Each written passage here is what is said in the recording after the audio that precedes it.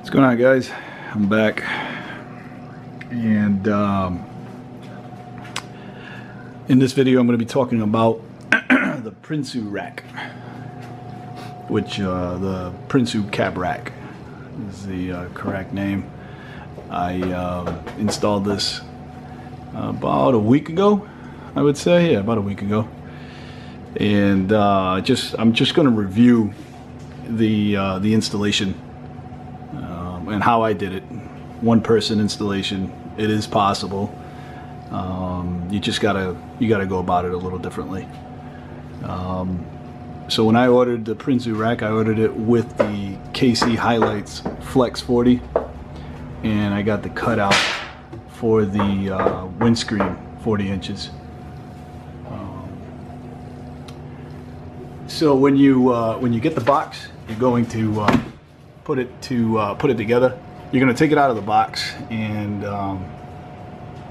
I guess they don't ship the rack with instructions. There on the website there are some instructions on there that you can pull up, print out. But there's so many videos on the actual installation that it wasn't necessary, you know. And while I waited for my rack, I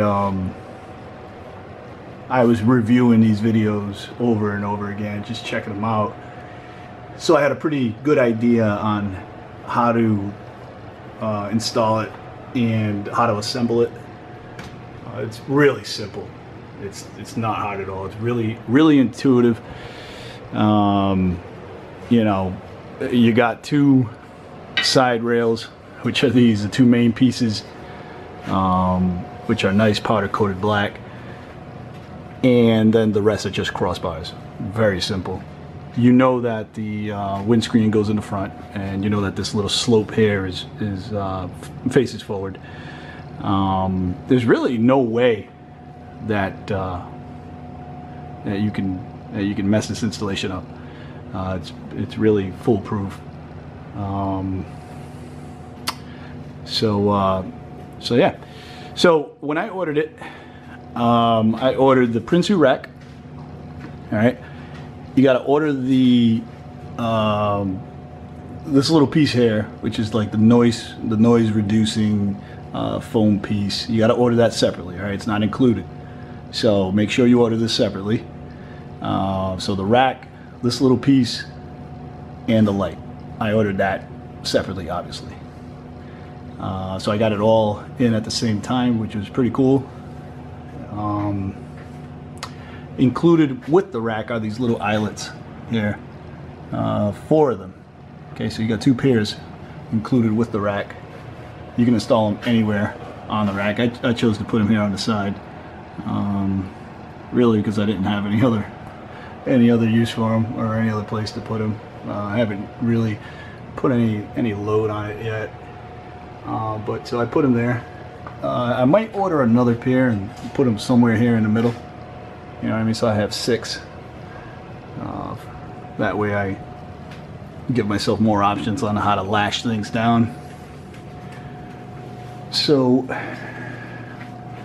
give you a nice little view here. I put this sticker here. I don't know how I feel about it yet. I'll see. I'll probably leave it there until it falls off. I don't think it'll last too long. The sun and the rain. I think it looks pretty cool though. Well, we'll see. See how long it lasts. All right, so back to how I put it together. So you're gonna grab the 2 side rails, which are these, and you're gonna lay them down on the floor. You know, just like the other videos that are on YouTube regarding how to assemble it. Very easy. I didn't put the windscreen on until the last thing. That was the last thing I did, and I'm going to show you how this light right here, the KC Highlights, does not mount to the windscreen. Okay, there's some videos of some guys mounting, you know, other lights too to this windscreen, but the brackets, you know, they're machining the brackets, they're drilling them out, you know, they're basically compromising the integrity of the bracket so it fits on the windscreen. And really, there's no need to do that. I think the windscreen, it's really difficult. Once you get it, you'll see the rail that you're supposed to mount the bracket on is not as wide as these brackets that come. For instance, let's take this KC highlights light here, right? This light is heavy. It's really heavy. All right, so KC includes these brackets here with their light. Okay, these brackets are really heavy duty. You know what I mean? And they include some really big bolts too. And obviously they compensate for the weight of the light.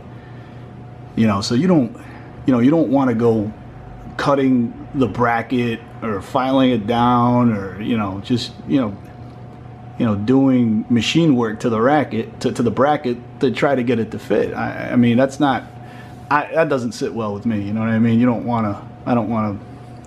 want to eat away at a bracket that's supposed to hold a heavy, really expensive light. It's just not. I don't think that's doesn't make me feel comfortable.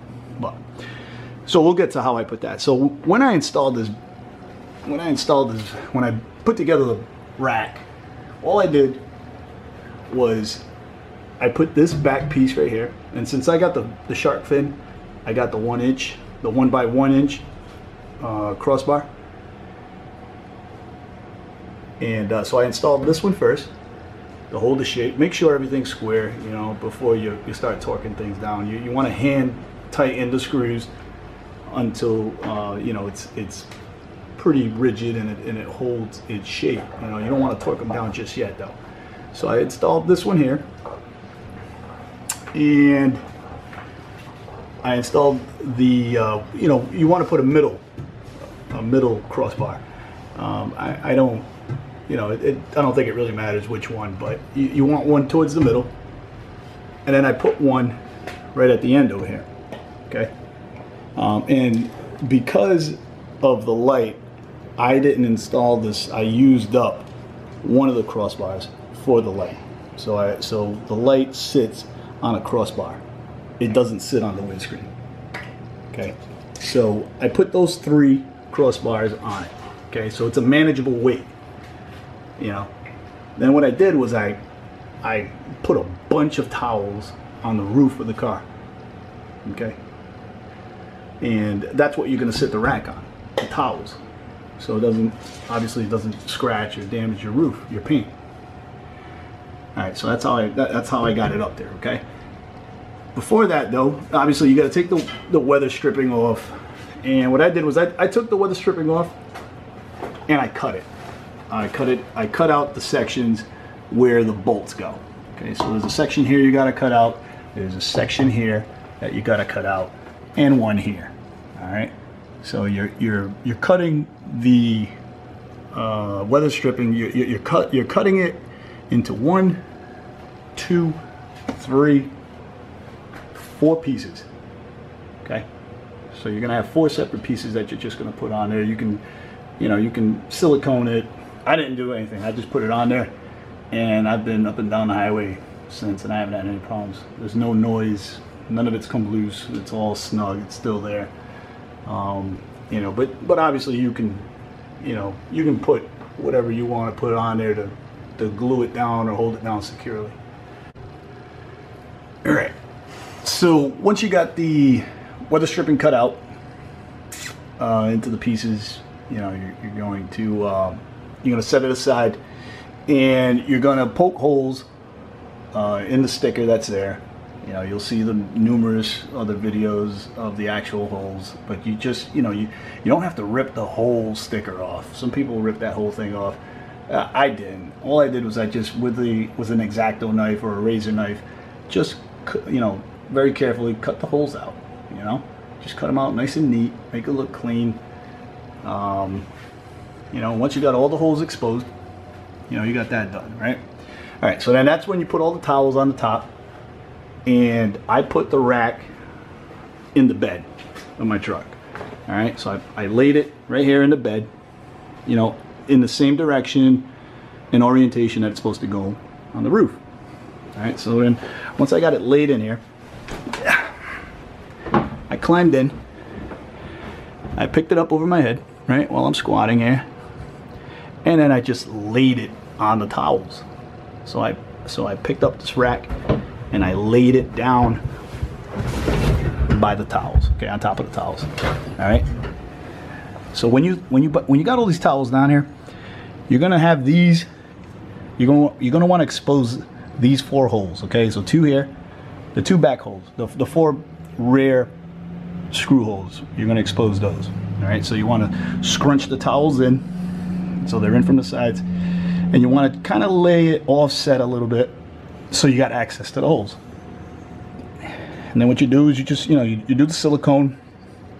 You silicone into the holes.